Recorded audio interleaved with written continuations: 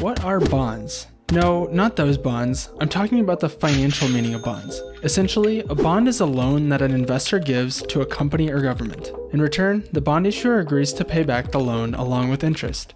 For example, let's say the city of Greenville wants to raise money to build a new train system for public transportation, so it issues bonds to raise money. Each bond is a loan for $1,000, which Greenville agrees to pay back on a date 5 years in the future. This is called the bond maturity date. To entice investors to buy the bond, Greenville also agrees to pay an annual interest rate of 4%. For bonds, interest rate is also referred to as a coupon rate.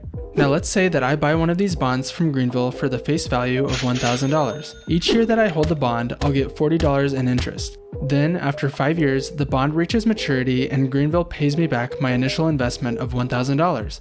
So this turned out to be a good deal for both myself and Greenville, because Greenville raised the money they needed and I earned some interest on my money.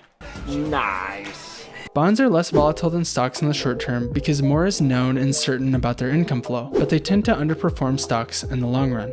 While bonds are generally safer than stocks, they do still have some risk since there is a chance that the issuer will default on the loan, which is called default risk.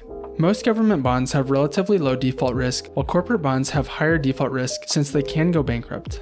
I declare bankruptcy! For this reason, corporate bonds usually offer a higher coupon rate than government-issued bonds.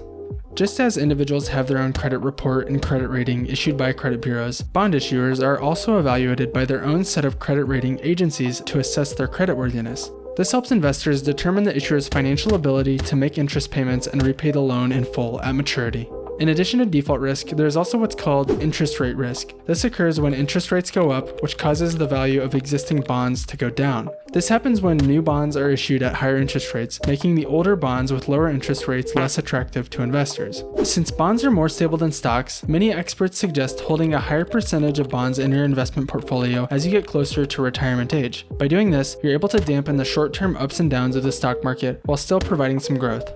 If you're interested in buying bonds, you need to diversify your bonds. Many bond index funds exist to provide broad exposure to US investment grade bonds. Leave a comment with any questions you have and don't forget to smash the like button to support the channel.